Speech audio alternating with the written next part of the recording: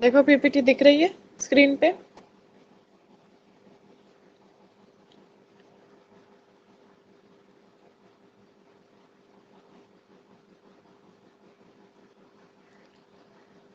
Okay देखो previous lecture में हमने फर्स्ट चैप्टर जो था तुम्हारा यूनिट 2 का वो खत्म हो गया। फीचर लेवल्स देखे थे लास्ट टॉपिक वो चैप्टर का।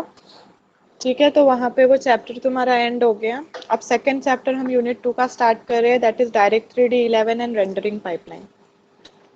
अब डायरेक्ट 3D11 के बारे में तो हमने देखे हैं, लेकिन रेंडरिंग पाइपलाइन के बारे में नहीं देखे। बहुत सारे टॉपिक्स इस प्रीवियस लेक्चर में आए जिसमें रेंडरिंग पाइपलाइन का टॉपिक था, बट रेंडरिंग पाइपलाइन क्या रहती है ये चीज़ हमें नहीं पता थी, राइट। तो ये सारी जो रेंडरिंग पाइपलाइन के जितने भी स्टेजेस रहेंगे वो चीज़ हम ये वाले चैप्टर में देखने वाले हैं। ठीक है, तो देखो ओवरव्यू ऑफ रेंडरिंग पाइपलाइन, पहले कि रेंडरिंग पाइपलाइन क्या रहता है पहले वो समझ लो। The rendering pipeline refers to the entire sequence of steps necessary to generate a 2D image based on what the virtual camera sees. तो जैसे मैंने बताई कि अगर एक ऑब्जेक्ट तुम लोग क्रिएट कर रहे हो या फिर कोई ग्राफिक, कोई सीन, कोई इमेज क्रिएट कर रहे हो तो वो एक रेंडरिंग पाइपलाइन में से गुजरती है। रेंडरिंग पाइपलाइन में बहुत सारे स्टेप्स या फिर बहुत सारे स्टेजेस होते हैं जिसपे अलग अलग एक्शंस जो है वो इमेज या फिर वो ऑब्जेक्ट के ऊपर परफॉर्म किए जाते हैं, जिससे एक कंप्लीट इमेज या फिर एक कंप्लीट ऑब्जेक्ट तैयार होता है या फिर रेडी होता है। ठीक है, और ये कौन से पर्सपेक्टिव से क्रिएट होता है? उस पर्सपेक्टिव से जिस तरह से वर्चुअल कैमरा उसको देखेगा। अब वर्चुअल कैमरा कौन देखेगा? जो व्यूवर्स को नजर आएगी। तो जो यूजर्स, हम लोग एज ए यूजर जो हम सीन देख रहे हैं वही चीज वर्चुअल कैमरा को भी दिखती है, राइट। तो वर्चुअल कैमरा की ही डायरेक्शन हम लोग देखते हैं, तो वो उस पोजीशन या उस सिचुएशन में क्रिएट होंगी चीजें कि जिस हिसाब से वर्चुअल कैमरा को चीजें नजर आ रही है। ठीक है, अब देखो figure 5.11 shows a diagram of stages that makes up the rendering pipeline as well as GPU memory resources off to the side।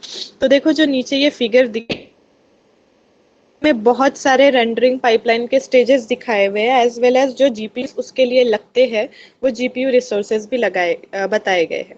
तो देखो फर्स्ट स्टेज आती है, that is your input assembler stage. उसके बाद आता है वर्टेक्स शेडर स्टेज, उसको वीएसबी बोलते हैं। फिर आता है hull shader, that is HS stage. उसके बाद आता है tessellator stage, domain shader stage, geometry shader, rasterizer, pixel shader and output merger. तो कितने हो गए? 3, 6 और 3, 9 स्टेजेस ओवरऑल, जो अलग अलग एक्शंस परफॉर्म है हमारे इमेज या फिर हमारे ऑब्जेक्ट के ऊपर।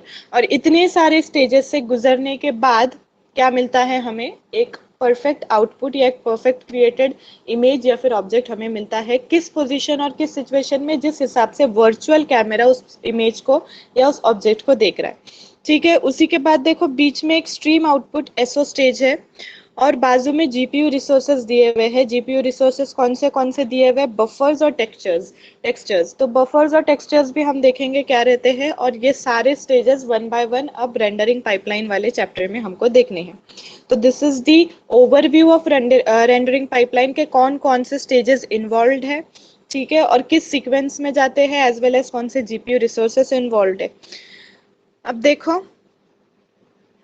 an arrow going from resource memory pool to a stage means the stage can access the resources as input. For example, the pixel shader stage may need to read data from a texture resource stored in memory in order to do its work. तो देखो अब यहाँ पे arrows तुम लोगों को जो दिख रहे हैं वो सारे जो है वो जीपीयू से स्टेज की तरफ जाते हुए दिख रहे हैं। ओनली पिक्सल शेडर स्टेज का जो एरो है वो रिसोर्सेस से स्टेज की तरफ जा रहा है, ठीक है। सॉरी, आउटपुट मर्जर वाला कि वो दोनों तरफ जा रहा है। सी, दोनों तरफ उसका एरो पॉइंट किया हुआ है। एज वेल एज जो स्ट्रीम आउटपुट वाला जो स्टेज है उसका एरो कौन से साइड में है? तुम्हारे जीपीयू रिसोर्सेस के साइड में है। तो ये जो आउटपुट मर्जर वाला स्टेज है ये किसको यूज कर रहा है? तुम्हारे स्टेज के डेटा को एज वेल एज तुम्हारे जीपीयू रिसोर्सेस के डेटा को भी वो यहाँ पे यूज कर रहा है। वाई? बिकॉज ये लास्ट स्टेज होती है। लास्ट स्टेज में जनरली तुम्हारा आउटपुट तैयार हो जाता है, तो दोनों रिसोर्सेस का यूज करके कंप्लीट आउटपुट हमें नजर आता है। तो वन बाय वन सारे स्टेजेस हम लोग देखेंगे। तो फर्स्ट स्टेज है तुम्हारी, देखो, द इनपुट असेंबलर स्टेज। ठीक है, now what is the input assembler stage? The input assembler IA stage reads geometric data that is vertices and indices from memory and uses it to assemble geometric primitives. Example, triangles, lines. Indices are covered in a later subsection, but briefly they define how the vertices should be put together to form a primitives. तो देखो एक चीज याद रखो, input assembler stage में input को assemble किया जाता है। अब इनपुट कैसे बनाते हैं हम लोग? नॉर्मली जो हम लोग इनपुट लेते हैं वो ज्योमेट्रिक प्रिमिटिव्स होते हैं, जैसे वो वर्टाइसेस हो सकती है, ठीक है, फिर उसके बाद वो लाइंस, सेगमेंट्स, बहुत सारी चीज़ों को जमा करके एक इमेज या फिर एक ऑब्जेक्ट या फिर एक शेप हम लोग क्रिएट करते हैं। तो इनपुट असेंबलर स्टेज में मोस्टली ये चीज़ याद रखो, एक शेप क्रिएट होता है, बहुत सारे इनपुट्स लिए जाते हैं और उससे एक शेप को क्रिएट किया जाता है। तो इनपुट में बहुत सारी चीजें होंगी, मेनली देखो दो चीजें रहती है, वर्टाइसेस एंड इंडाइसेस। अब वर्टाइसेस में सिर्फ वर्टेक्स नहीं होते, जो पॉइंट वर्टाइसेस होते हैं वो नहीं होते, बहुत सारी चीजें होती है वर्टाइसेस में, एज वेल एज इंडाइसेस होते हैं। तो हम वर्टाइसेस को भी पूरा कवर करेंगे एज वेल एज इंडाइसेस को भी पूरा देखेंगे, ठीक है। एक चीज याद रखो, सिर्फ के input assembler stages consist of two main important things, that is your vertices and indices. अब वर्टाइसेस के अंदर कौन कौन सी चीजें रहते हैं ये देखेंगे। तो देखो फर्स्टली वर्टाइसेस। अब वर्टाइसेस में देखो, फर्स्ट तुम्हारा जो है वो नॉर्मल वर्टेक्स है, जैसे vertices. Mathematically, the vertices of a triangle are where two edges meet. The vertices of a line are the end points for a single point. The point itself is a vertex. अगर तुम लोग vertices की बात कर रहे हो, तो अगर एक ट्रायंगल का एग्जाम्पल ले रहे हो, तो नीचे देखो फिगर दिख रही है, तो उसको उसी को कंसिडर करो कि अगर ट्रायंगल में अगर vertices निकालने हैं, तो vertices are the points जहाँ पे दो एजेस मीट कर रहे हैं, राइट। वो पॉइंट जो दो एजेस को मिला रहा है उसको हम ट्रायंगल का वर्टेक्स बोलेंगे, राइट। उसी तरह से अगर लाइन में हमें वर्टेक्स काउंट करना है, तो जो दो एंड पॉइंट्स होते हैं लाइन के, वो वर्टेक्स हो जाएंगे या फिर वर्टाइसेस हो जाएंगे। और एक सिंगल पॉइंट के लिए वो पॉइंट इटसेल्फ ही वर्टेक्स होता है, राइट। तो तीनों एग्जाम्पल नीचे के फिगर में दिए हुए हैं। फर्स्ट ट्रायंगल दिख रहा है V0 V1 V2 वाला। तो V1 V2 और V0 ये क्या है? वर्टाइसेस हुए उस ट्रायंगल के जहाँ पे दो जो लाइन है या फिर दो सेगमेंट्स मिल रहे हैं, ठीक है। फिर उसके बाद देखो P0 और P1 वाली एक लाइन सेगमेंट दी हुई है, तो वह लाइन सेगमेंट के दोनों जो एंड पॉइंट है वो वर्टाइसेस है। और एक थर्ड में सिर्फ एक क्यू पॉइंट इटसेल्फ दिया हुआ है, तो point itself is a vertex, ठीक है। तो ये नॉर्मल डेफिनेशन है वर्टाइसेस की, ये सब तुम लोग जानते हो। अब देखो figure 5.12 illustrates vertices pictorially. From figure 5.12 it sees that a vertex is just a special point in geometric primitive. However, in direct 3D vertices are much more general than that. Essentially, a vertex in direct 3D can consist of additional data besides spatial location, which allows us to perform more sophisticated rendering effects. तो देखो नीचे की जो ये तीन figures है ABC, तो इसमें हमें क्या दिख रहा है कि एक वर्टेक्स जो होता है एक स्पेशल पॉइंट होता है। अगर वर्टेक्स नहीं होगा तो शेप क्रिएट करना मुश्किल हो जाएगा, राइट। बट जब तुम लोग वर्टेक्स को डायरेक्ट 3D में यूज करते हो तो वो बहुत ज्यादा सोफिस्टिकेटेड बन जाता है, दैट मीन्स बहुत ज्यादा इंपॉर्टेंट बन जाता है। वाई? बिकॉज डायरेक्ट 3D में वर्टेक्स सिर्फ एक स्पेशल पॉइंट ना होते हुए एक ऐसा पॉइंट है जिसके ऊपर हम बहुत ज्यादा रेंडरिंग इफेक्ट्स परफॉर्म कर सकते हैं, ठीक है। वर्टाइसेस की हेल्प से तुम लोग बहुत सारे रेंडरिंग इफेक्ट्स एक शेप के ऊपर परफॉर्म करवा सकते हो, इसीलिए डायरेक्ट 3D में वर्टाइसेस बहुत ज्यादा इंपॉर्टेंट है as compare to general mathematical language, ठीक है। इसीलिए वर्टेक्स जो है ये इनपुट असेंबलर स्टेज का फर्स्ट पार्ट होता है, जहाँ पे वर्टाइसेस से अलग अलग शेप हम लोग क्रिएट करते हैं। For example, in chapter 7, we will add normal vectors to our vertices to implement lightning, and in chapter 8, we will add texture coordinates to our vertices to implement texturing. तो ये सारी चीजें आगे के चैप्टर्स में हम लोग देखेंगे कि किस तरह से नॉर्मल वेक्टर्स ऐड करके हमारे वर्टाइसेस के ऊपर हम लोग लाइटनिंग इम्प्लीमेंट कर सकते हैं, एज वेल एज किस तरह से टेक्सचर हम लोग हमारे वर्टाइसेस के ऊपर ऐड कर सकते हैं, टेक्सचरिंग वाला मेथड, ठीक है। तो ये आगे के चैप्टर्स में देखेंगे। Direct 3D gives us the flexibility to define our own vertex format, that is it allows us to define the components of vertex. तो देखो डायरेक्ट 3D और एक फ्लेक्सिबिलिटी हमें प्रोवाइड करता है, दैट इज हम हमारे खुद के वर्टेक्स फॉर्मेट्स को डिफाइन कर सकते हैं, हम हमारे खुद के कंपोनेंट्स क्रिएट कर सकते हैं with the help of vertices. तो नॉर्मल लैंग्वेज में वर्टेक्स क्या है? अगर ट्रायंगल के एग्जांपल में ले रहे हो तो जहाँ पे दो लाइंस मिलते हैं या फिर दो कॉर्नर्स मिलते हैं वो तुम्हारा वर्टेक्स हो गया। लाइन सेगमेंट में जो 2 पॉइंट होते हैं, एंड पॉइंट्स होते हैं, वही वर्टाइसेस है, और एक पॉइंट में वो जो पॉइंट इटसेल्फ होता है वो वर्टेक्स होता है। बट अगर डायरेक्ट 3D में वर्टाइसेस को कंपेयर करोगे तो डायरेक्ट 3D में vertices are much more important than in normal mathematical language. Why? Because direct 3D allow करता है बहुत सारे रेंडरिंग इफेक्ट्स अप्लाई करने के लिए, कि हम बहुत सारे रेंडरिंग इफेक्ट्स उस पर अप्लाई कर सकते हैं, जिससे हम अलग अलग इफेक्ट्स वाले ऑब्जेक्ट्स को क्रिएट कर सकते हैं। तो this was all about vertices. अब इस वर्टाइसेस के अंदर अलग अलग चीजें दी हुई है। फर्स्ट देखो प्रिमिटिव टोपोलॉजी क्या होती है। देखो vertices are bound to rendering pipeline in a special direct 3D data structure called a vertex buffer. अब देखो जब वर्टाइसेस को तुम लोग यूज करोगे, किस में यूज करोगे, किस में डालोगे, रेंडरिंग पाइपलाइन में जब डालोगे तो एक डेटा स्ट्रक्चर क्रिएट होता है डायरेक्ट 3D का, ठीक है, जिसको हम लोग वर्टेक्स बफर बोलते हैं। अब तुम्हारी फर्स्ट स्टेप जो रेंडरिंग पाइपलाइन की है वो क्या है, इनपुट असेंबलर स्टेज, उसी में हम ये सारी चीजें देख रहे हैं। तो इनपुट जो है वो वर्टाइसेस को असेंबल करता है। इनपुट किसके फॉर्म में रहेगा, वर्टाइसेस के फॉर्म में इनपुट रहेगा तुम्हारा, और बहुत सारे वर्टाइसेस को असेंबल किया जाएगा जिससे शेप्स क्रिएट होंगे। Without vertices you can not create any shape, right. तो जब इनपुट असेंबल किया जाता है, बोले तो क्या किया जाता है, वर्टाइसेस को असेंबल किया जाता है और उससे अलग अलग जो होते हैं शेप्स क्रिएट किए जाते हैं। तो ये फर्स्ट स्टेज में होता है, कहाँ पे, इनपुट असेंबलर स्टेज जो हम देख रहे हैं। तो इसी वर्टाइसेस को हम एक स्पेशल डेटा स्ट्रक्चर में डालते हैं फर्स्ट स्टेज के अंदर, जिसको हम वर्टेक्स बफर बोलते हैं, ठीक है। अ vertex buffer just stores a list of vertices in contiguous memory. तो ये वर्टेक्स बफर क्या करता है, हमारे वर्टाइसेस जिनको हमने एज एन इनपुट असेंबल किए हैं उनको मेमोरी के अंदर स्टोर करता है, ताकि वन बाय वन हम उस मेमोरी में से वो वर्टाइसेस को रेंडर करके उसके ऊपर एक्शंस को परफॉर्म कर सके, ठीक है। However it does not say how this vertices should be put together to form geometric primitives. ये स्टोर तो करता है बट ये नहीं बताएगा कि किस तरह से तुम लोगों को यूज करने हैं। वो जस्ट क्या करेगा, वर्टेक्स बफर तुम्हारे वर्टाइसेस को लेगा जो इनपुट एज एन इनपुट तुम लोगों ने असेंबल किए हो, और उसको उठा के मेमोरी में प्लेस कर देगा।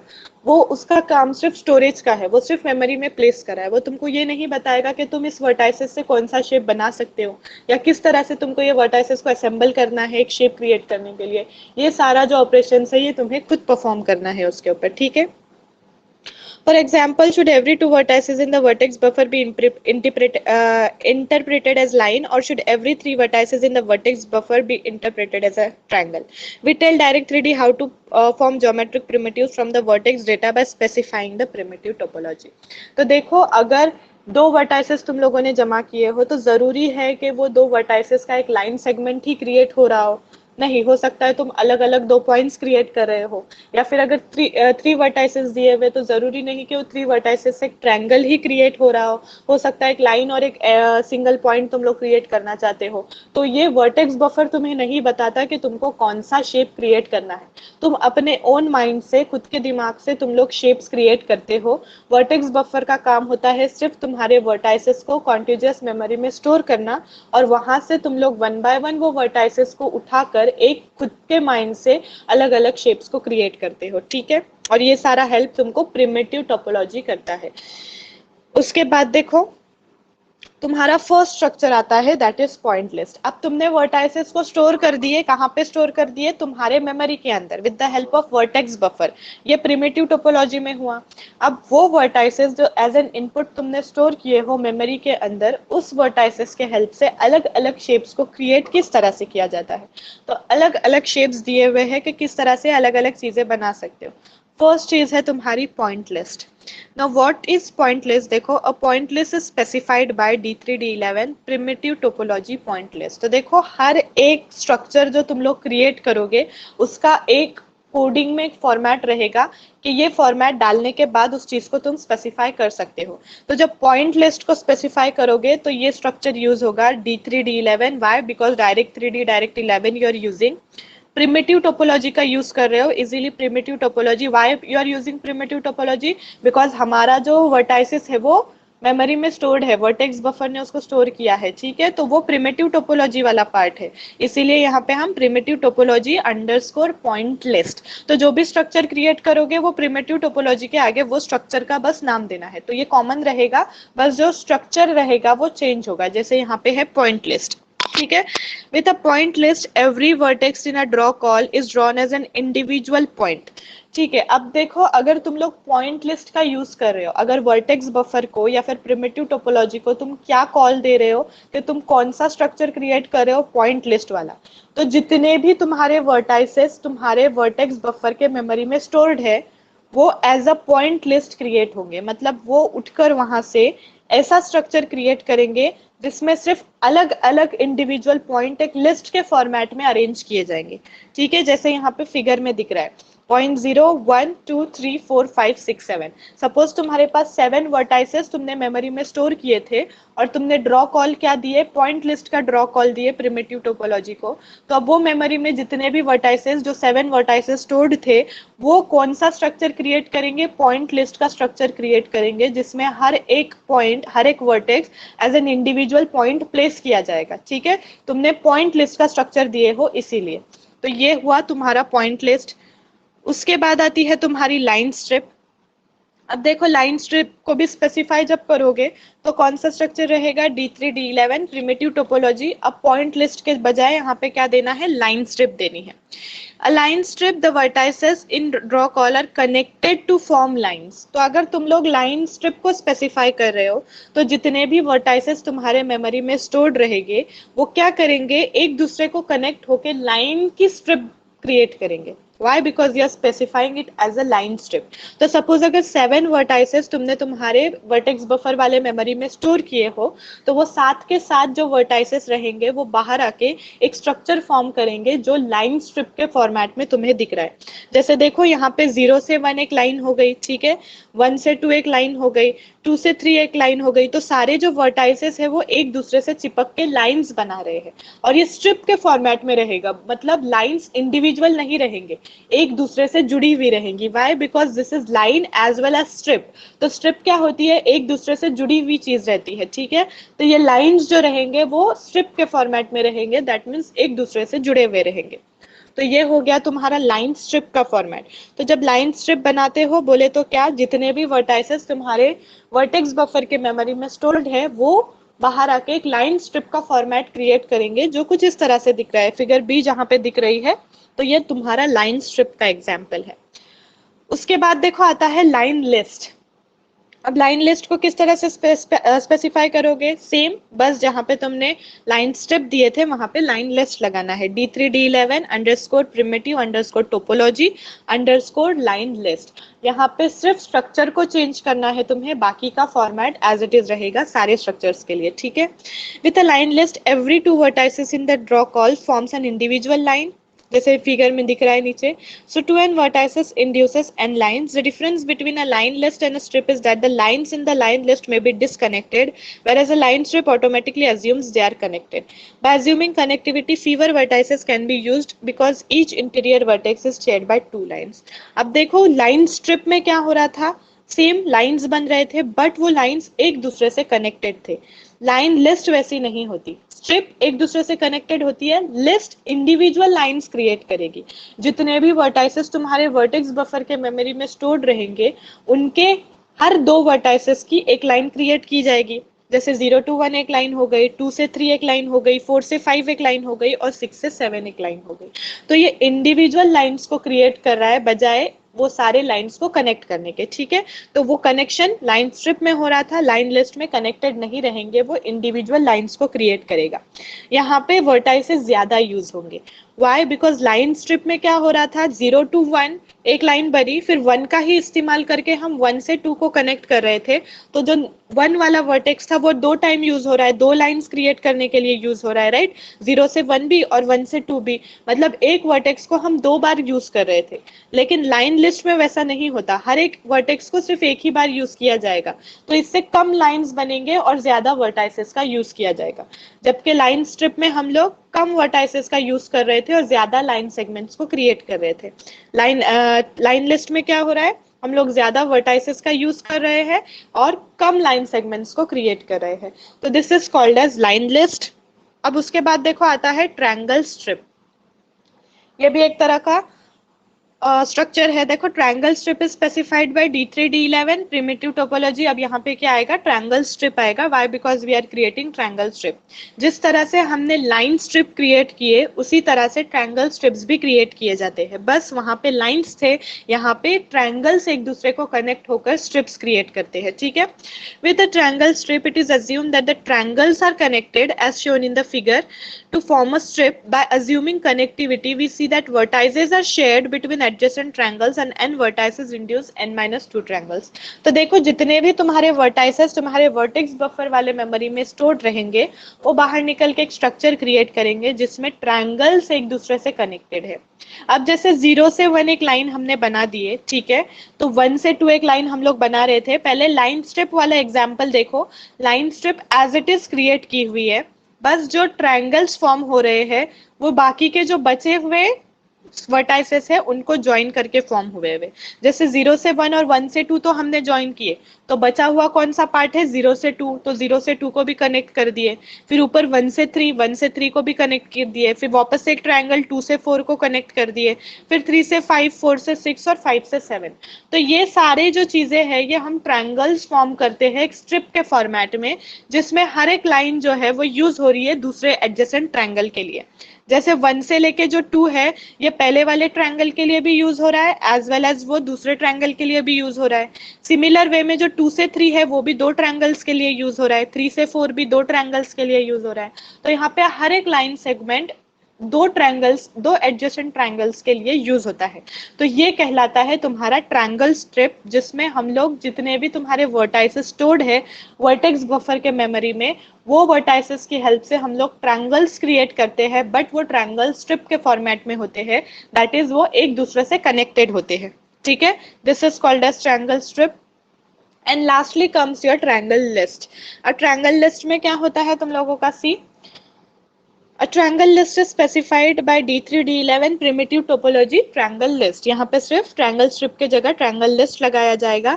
जिस तरह से तुम लोगों ने लाइन लिस्ट बनाए थे अब यहाँ पे ट्रायंगल लिस्ट बनेगा। Why? Because this is not strip के फॉर्मेट में, ये लिस्ट के फॉर्मेट में है, तो हर एक इंडिविजुअल ट्रायंगल क्रिएट किया जाएगा बजाय एक स्ट्रिप क्रिएट करने के, ठीक है। तो यहाँ पे देखो 3 इंडिविजुअल ट्रायंगल्स क्रिएट हुए तुम्हारे 7 वर्टाइसेस की हेल्प से। तो यहाँ पे ट्रायंगल्स कम क्रिएट हो रहे, why, because you are using each line only once.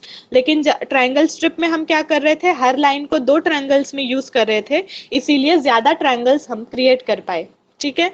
अब यहाँ पे देखो the difference between a triangle list and a triangle strip is that the triangles in the triangle list may be disconnected whereas a triangle strip assumes they are connected। सिर्फ यही difference रहेगा कि triangle strip में triangles connected रहेंगे whereas triangle list में triangles जो रहेंगे वो disconnected, that is हर एक triangle individual रहेगा।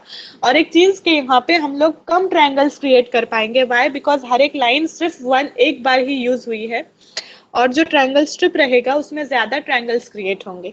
Why? Because we are using each line twice for two triangles. तो ये तुम्हारा प्रिमिटिव टोपोलॉजी का पार्ट था जिसमें अलग अलग चीजें तुम लोगों ने क्रिएट किए। Is it clear? यहां तक चीजें समझ में आए? ट्रायंगल लिस्ट तक चीजें समझे? हाँ समझो।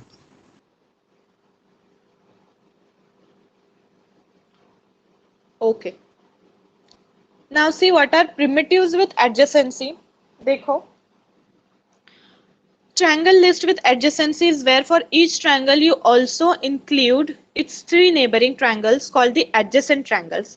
अब देखो यहाँ पे ऊपर जो B वाली फिगर तुम लोगों को नजर आ रही है, those are primitives with adjacency। मतलब क्या, ये ट्रायंगल लिस्ट पे अगर तुम परफॉर्म कर रहे हो तो सपोज 3 ट्रायंगल्स बने हैं, 3 इंडिविजुअल ट्रायंगल्स बने हैं, तो हर एक ट्रायंगल की हर एक लाइन से एक डिफरेंट ट्रायंगल क्रिएट करना is called as adjacency.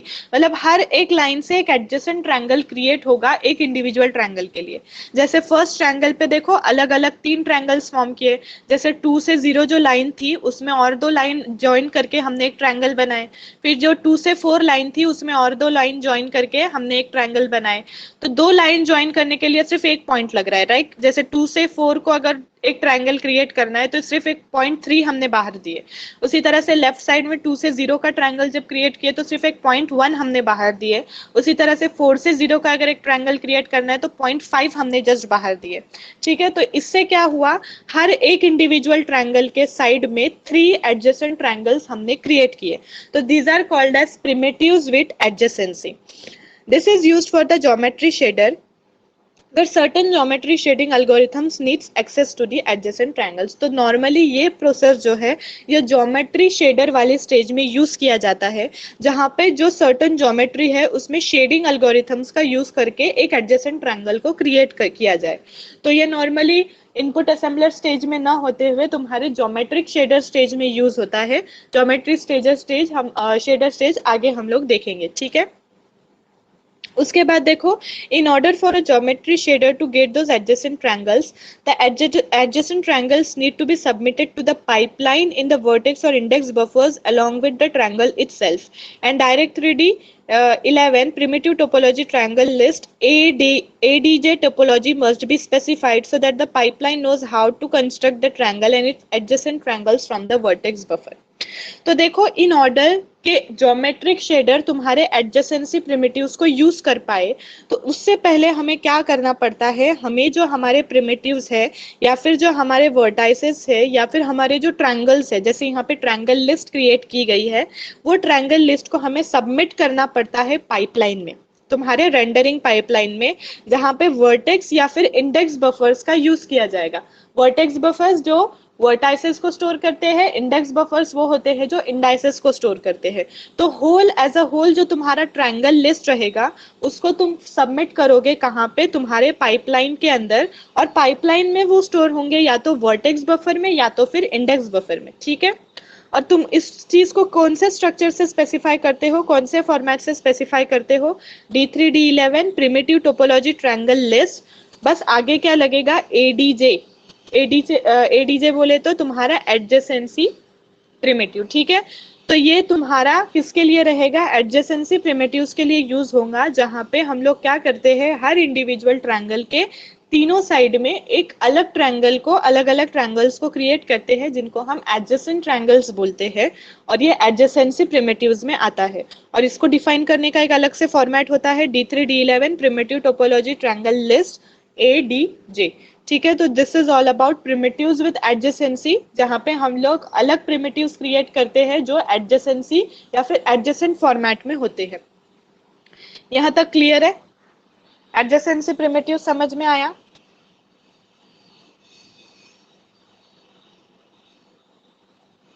Is it clear?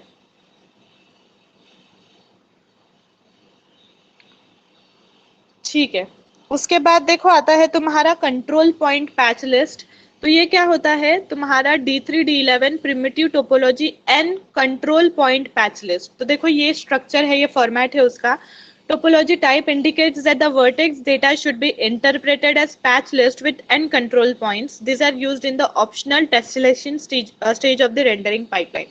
तो एक कंट्रोल पैच लिस्ट क्रिएट करता है कि हर एक स्ट्रक्चर जो क्रिएट करोगे उस पर पैच लिस्ट अप्लाई की जाएगी, जिससे वो वर्टाइसेस कंट्रोल एक तरह से कंट्रोल लिस्ट में आएंगे कि पर्टिकुलर 3 वर्टाइसेस यूज कर रहे हो तो उतने ही वर्टाइसेस यूज होने चाहिए, ज्यादा वर्टाइसेस ना लगे। तो एक कंट्रोल लिस्ट क्रिएट की जाती है या फिर पैच लिस्ट क्रिएट की जाती है, जिससे हम लोग ये अंडरस्टैंड कर सके कि पर्टिकुलरली कितने वर्टाइसेस का यूज किया जाता है। तो ये ऑप्शनल केस है जो नॉर्मली टेसलेशन स्टेज में यूज की जाती है। अब देखो बी जो है तुम्हारा इंडाइसेस है। हमने वर्टाइसेस का देखे, मैंने बताई थी इनपुट असेंबलर स्टेज में 2 चीजें इंपॉर्टेंट है, तुम्हारे वर्टाइसेस एंड तुम्हारे इंडाइसेस। वर्टाइसेस का पार्ट कंप्लीटली देख चुके हम, अलग अलग स्ट्रक्चर्स वर्टाइसेस में किस तरह से क्रिएट करते हैं इनपुट असेंबलर स्टेज में, वो देखे हमने। अब जो सेकंड टॉपिक था वो था इंडाइसेस। तो इंडाइसेस देखो क्या है। As already mentioned, triangles are basic building blocks for solid 3D objects. The following code shows the vertex arrays used to construct a quad and octagon using triangle list. अब देखो triangles जो होते हैं ये हर एक स्ट्रक्चर क्रिएट करने में help करते हैं। जितने भी 3D स्ट्रक्चर्स तुम लोग क्रिएट करोगे एक्सेप्ट सर्कल, सर्कल भी इनफैक्ट क्रिएट हो सकता है बट सर्कल को एक्सेप्शनल केस में रखा जाता है। तो बाकी के जितने भी polygonal shapes, 3D polygonal shapes या 3D स्ट्रक्चर्स तुम लोग क्रिएट करोगे वो ट्रायंगल्स की हेल्प से बनते हैं। तो ट्रायंगल्स जो होते हैं ये बेसिक बिल्डिंग ब्लॉक्स होते हैं हर एक 3D शेप क्रिएट करने के लिए। तो नीचे का अगर तुम स्ट्रक्चर देखो, नीचे की फिगर अगर देखो, तो फिगर ए और फिगर बी में तुम लोगों को समझ में आएगा कि जो भी शेप क्रिएट हुए हैं ये ट्रायंगल के हेल्प से क्रिएट हुए हैं। तो फिगर ए में दो ट्रायंगल के हेल्प से एक रेक्टेंगुलर पॉलीगॉन क्रिएट हुआ है जिसके बीच में डायगोनल है, ठीक है। और उसी के साथ एक ऑक्टागन क्रिएट हुआ है फिगर बी में, जिसके अंदर बहुत सारे छोटे छोटे ट्रायंगल्स के हेल्प से हमने एक ऑक्टागन को क्रिएट किए हैं, ठीक है। जिसमें तुम लोग ऊपर 4 ट्रायंगल्स देखोगे, नीचे 4 ट्रायंगल्स देखोगे, तो 4 और 4 8, तो 8 ट्रायंगल्स के हेल्प से हमने एक ऑक्टागन को क्रिएट किए हैं। तो ये होता है तुम्हारा इंडाइसेस का पार्ट। अब देखो यहाँ पे वर्टेक्स क्वाड तो हमने क्रिएट किए, ऊपर 3 वर्टाइसेस के हेल्प से जो चीजें क्रिएट होंगी, जैसे फिगर 1 को ले लो और ऊपर का कोडिंग देखो, तो V0 V1 V2 ये ट्रायंगल 0 है, ठीक है। फर्स्ट फिगर में देखो V0 V1 V2 ऊपर वाला ट्रायंगल बन रहा है, तो इसको ट्रायंगल 0 दे दिए। उसी तरह से V0 V2 V3 ये नीचे वाला ट्रायंगल है जिसको ट्रायंगल 1 दे दिए, राइट। तो ये दो ट्रायंगल से हमारा एक वर्टेक्स क्वाड बना, जिसके अंदर कितने तुम्हारे स्पेसिफाई किए हुए 4 पॉइंट्स दिए हुए और बीच के 2 पॉइंट्स, ठीक है। तो ये 6 पॉइंट्स हो गए। उसी के साथ देखो अगर वर्टेक्स ऑक्टागन क्रिएट करना है तो 24 पॉइंट्स का रहेगा। तो हर एक ट्रायंगल ले लो, जैसे V0 V1 V2 हो गया, फिगर को देखते चलो, V0 V1 V2 ये एक ट्रायंगल बना। V0 जो ओरिजिन वाला पॉइंट है, बीच का पॉइंट V0 कॉमन रहेगा, ठीक है। V0 V1 V2 ये एक ट्रायंगल 0 बना। उसी तरह से V0 V2 V3 ट्रायंगल 1 बना, V0 V3 V4 ट्रायंगल 2 बना। इस तरह से हम लोग अप टू 7 जाएंगे, दैट मीन्स 8 ट्रायंगल्स क्रिएट करेंगे। हम लोग किसको कंसिडर कर रहे हैं? ट्रायंगल 0 से हम लोग काउंट कर रहे हैं। तो counting from triangle 0 to triangle 7 we are creating 8 triangles which are connected to each other and forming an octagon. तो 8 ट्रायंगल से हम लोग ने क्या बनाया? एक ऑक्टागन को क्रिएट किया। तो इस तरह से हम लोग क्या क्रिएट करते हैं? तुम्हारे अलग अलग शेप्स को क्रिएट करते हैं with the help of just triangle. तो triangles are the basic building blocks for every 3D object. अब देखो, as figure 5.15 illustrates, the triangles that form a 3D object share many of the same vertices. More specifically, each triangle of the chord in figure 5.15 shares the vertices V0 and V2. तो हम लोग ऊपर क्या देख रहे हैं? हर एक vertex जो है, हर एक लाइन जो है वो शेयर हो रही है दूसरे ट्रायंगल के साथ, और ये मिलकर क्या बना रहे हैं? एक फिगर को क्रिएट कर रहे हैं। तो this is the process of indices. इनको हम इंडाइसेस वाले पार्ट में ले जाते हैं, ठीक है। तो ये जो वर्टाइसेस एक दूसरे से कनेक्टेड है, जो शेयर हो रहे हैं एक दूसरे से, these are nothing but these are called as indices. While duplicating two vertices is not too bad, the duplication is worse in the octagon example, as every triangle duplicates the center V0 and each vertex on the perimeter of octagon is shared by two triangles. In general, the number of duplicate vertices increases and the detail and completely of more of the model increases. अब देखो, अगर तुम लोग triangle को duplicate करने की कोशिश करो और ऑक्टागन को क्रिएट करने की कोशिश करो तो ऑक्टागन नहीं क्रिएट हो पाएगा। व्हाई? क्योंकि हर डुप्लीकेशन में V0 वाला पॉइंट भी डुप्लीकेट होगा। हर ट्रायंगल को जब तुम डुप्लीकेट करोगे तो उसका जो V0 का पॉइंट है वो भी डुप्लीकेट होगा। तो इससे क्या होगा? इंडिविजुअल ट्रायंगल्स क्रिएट होंगे, कनेक्टेड ट्रायंगल्स क्रिएट नहीं हो पाएंगे। लेकिन इंडाइसेस में ऐसा नहीं होता। इंडाइसेस में हम क्या करते हैं? जनरली सेम लाइन सेगमेंट को यूज करते करते अटैच ट्रायंगल्स क्रिएट करते हैं जिससे एक पर्टिकुलर शेप को क्रिएट कर सके, ठीक है। तो this is the work of indices. There are two reasons why we do not want to duplicate vertices. हम लोग vertices को duplicate क्यों नहीं करते? इसके दो मेन reasons हैं। Increased memory requirements, memory ज़्यादा लगेगी, and increased processing by graphics hardware as well as processing जो रहेगी वो ज़्यादा रहेगी। graphics hardware जो रहेगा उसका ज़्यादा processing power use होगा। फिर देखो, triangle strips can help the duplicate vertex problem in same situations provided the geometry can be organized in strip like fashion. However triangle lists are more flexible. The triangles need not to be connected as it's worth devising a method to remove duplicate vertices from triangle list. The solution is to use indices. तो duplicate ना करते हुए हम लोग क्या use करते हैं? Indices का यूज करते हैं, जिसमें हम लोग हर एक लाइन सेगमेंट को यूज करते हैं। शॉर्ट में समझा रही हूँ, ज्यादा डीप जाने की जरूरत नहीं क्योंकि टाइम हो गया है। वर्टाइसेस, हर एक इंडिविजुअल वर्टेक्स कनेक्ट होके एक लाइन सेगमेंट क्रिएट होता है, राइट, या फिर एक ट्रायंगल क्रिएट होता है। लेकिन जब हम लोग इंडाइसेस का यूज करते हैं तो हम सेम लाइन सेगमेंट्स को यूज करके एक 3D ऑब्जेक्ट को क्रिएट करते हैं, तो those are called as indices. तो इंडाइसेस वाला जो ये तुम्हारा डेटा जहाँ पे स्टोर होता है उसको इंडेक्स बफर कहा जाता है, और वर्टाइसिस वाला डेटा जहाँ पे स्टोर होता है उसको वर्टेक्स बफर कहा जाता है। देखो नीचे 2 पॉइंट्स दिए हुए, वो देखो सिर्फ, indices are simply integers and do not take up much memory as a full vertex structure. तो फुल वर्टेक्स स्ट्रक्चर जितना मेमोरी लेता है उससे बहुत कम मेमोरी कौन लेता है, तुम्हारा इंडाइसेस लेता है। और इंडाइसेस आर जस्ट इंटीजर्स, जैसे वो ऊपर पॉइंट्स दिए हुए, those are just integers number जो कि कम मेमोरी लेते हैं as compare to your vertex structure, ठीक है। With good vertex cache ordering the graphics hardware won't have to process duplicate vertices, और इंडाइसेस में तुमको डुप्लीकेट प्रोसेस भी परफॉर्म नहीं करना पड़ता, जिससे बहुत ज्यादा मेमोरी एज वेल एज बहुत ज्यादा प्रोसेसिंग पावर तुम्हारी सेव होती है। तो this is all about indices and vertices. तो तुम्हारा इनपुट असेंबलर स्टेज में 2 पार्ट थे, तुम्हारा vertices as well as indices. I guess दोनों भी चीजें क्लियर है। Is it clear till here? हाँ समझे। ठीक है, ओके, चलो बाय बाय।